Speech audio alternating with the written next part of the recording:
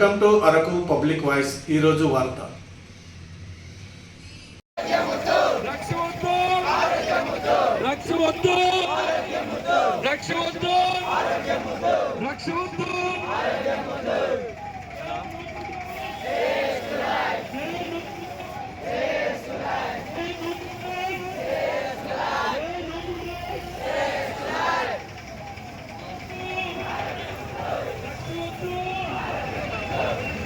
All the NCC cadets, colonel साहब को ASR ज़िले में आप सबको आने के लिए आए। आप लोगों ने यहाँ पे 6 दिन एएसआर ज़िले में जो स्टे किया, उसके बाद में जो आपका एक्सपीरियंस रहा और आज फाइनल डे आप ये रैली कर रहे हैं, इसके लिए आप सभी को ధన్యవాद।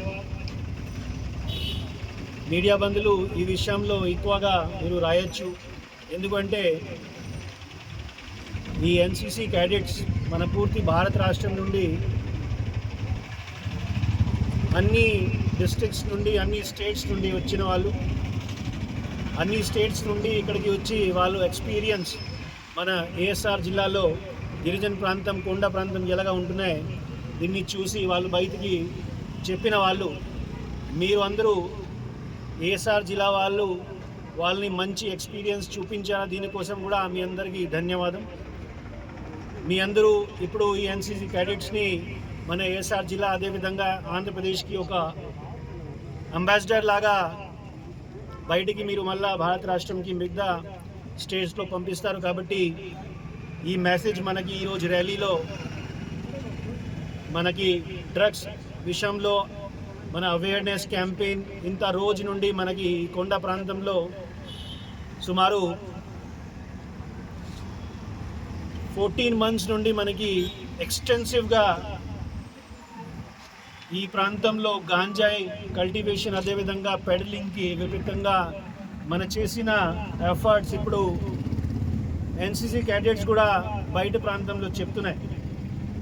ఖచ్చితంగా అందరూ మీడియా బంధువులు దీన్ని ఎక్కువగా పబ్లిసైజ్ చేసి ప్రాంతంలో ఉండే వాళ్ళు గిరిజన్ని కూడా అవగాహన చేయొచ్చు. మన భారత రాష్ట్రం మనకి స్ట్రాంగ్ ఉండాలి. ఖచ్చితంగా ఎవరు కూడా ఈ డ్రగ్స్కి అలవాటు రావద్దు. అదేవిధంగా గాంజాయి పండిస్తున్న వాళ్ళు కూడా మన జిల్లాలో జరుగుతున్న ఆల్టర్నేటివ్ క్రాప్ ఇనిషియేటివ్కి బాగా దీన్ని ఉపయోగం పెట్టుకోవచ్చు. ఇంకా వాళ్ళకి ఏమైనా స్కిల్ డెవలప్మెంట్ కానీ మిగతా జాబ్స్ కోసం ఏమైనా రిక్వైర్మెంట్స్ ఉన్నాయి పోలీస్ తరఫున కానీ, అదేవిధంగా డిస్ట్రిక్ట్ అడ్మినిస్ట్రేషన్ కూడా చెప్పుకోవచ్చు. ఈ సమయంలో ఎన్సీసీ క్యాడెట్స్ అక్కడికి వచ్చి మన కొండ ప్రాంతంలో తిరిగిన సమయంలో, ట్రాకింగ్ చేసిన సమయంలో వాళ్ళు కూడా లోకల్ యూత్ని గైడ్గా యూజ్ చేసేవాళ్ళు.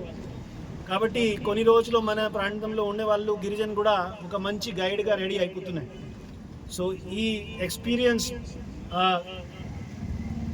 గైడ్స్ ఎవరైనా ఉన్నాయో మన ఈ లాస్ట్ 2 years నుండి ఎన్సీసీ క్యాడెట్స్కి సాయం చేసే వాళ్ళు కూడా ఈ రకాల ప్రోగ్రామ్స్ వాళ్ళ లెవెల్లో కూడా ఆర్గనైజ్ చేస్తే ఇంకా మిగతా ప్రాంతంలో కూడా మనకి ట్రాక్స్ ఓపెన్ అవుతున్నాయి.